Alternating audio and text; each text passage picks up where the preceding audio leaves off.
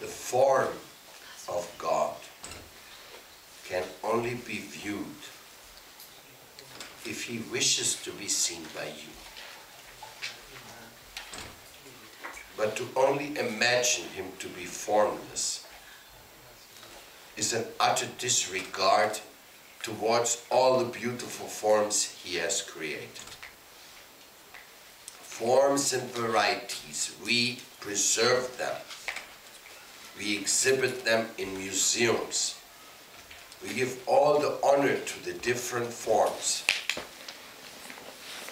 And then we want to finally conclude that the creator of all forms has no form, has no manifestation. This is not a very intelligent approach. Because if God would not have a form, then your form would be the topmost evolution of the formless.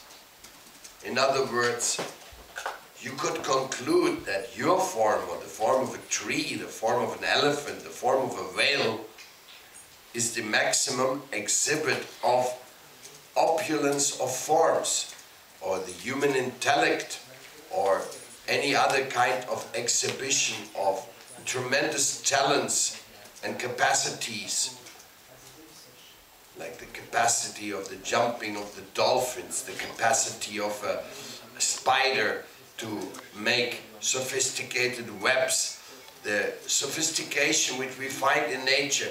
That would be to be celebrated as the topmost evolution of creation. If God became a form in the many, being originally without a form, that leaves many things to be discussed and explained. But if out of the eternal, supreme,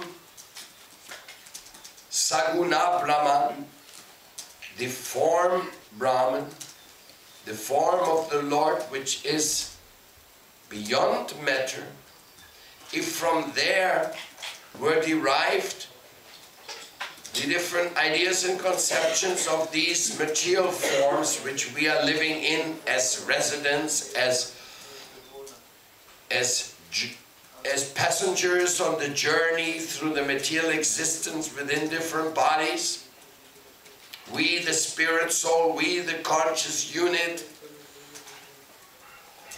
if that is what we are experiencing, an indication of God's nature, then he is the supreme form and we are the temporary perverted form. But that no form is the origin of all forms leaves much to be desired to get any close to anything which could be considered logic or conceivability. First of all, the non-form, the non-entity, the non-thinking unit, so to speak, if we are considering the astral form, the subtle form of each and every one of us, that could not have gotten any idea to create forms, to expand forms, because in order to get anything moving, there got to be an initiative, an impulse. And that impulse must come from a decision. Otherwise, spirituality would be very same, just in different words, as Darwinistic explanations of accidental creation by the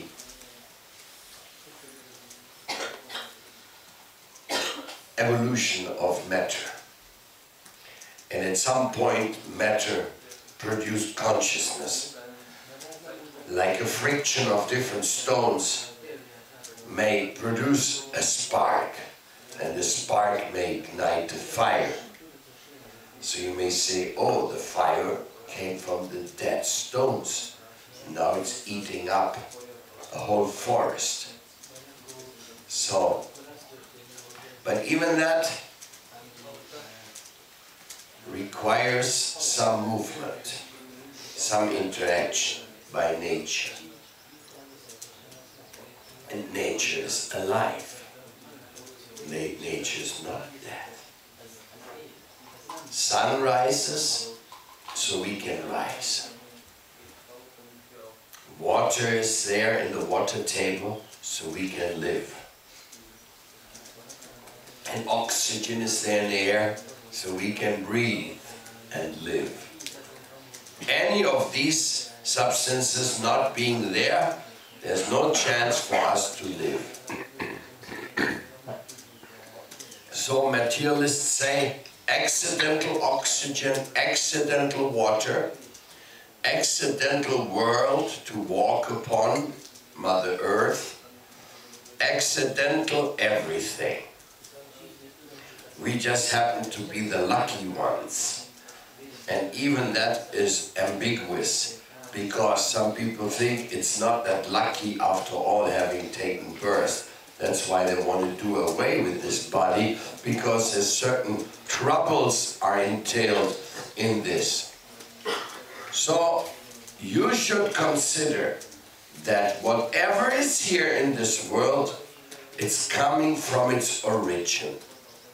And the origin must have what is there in the developed stages.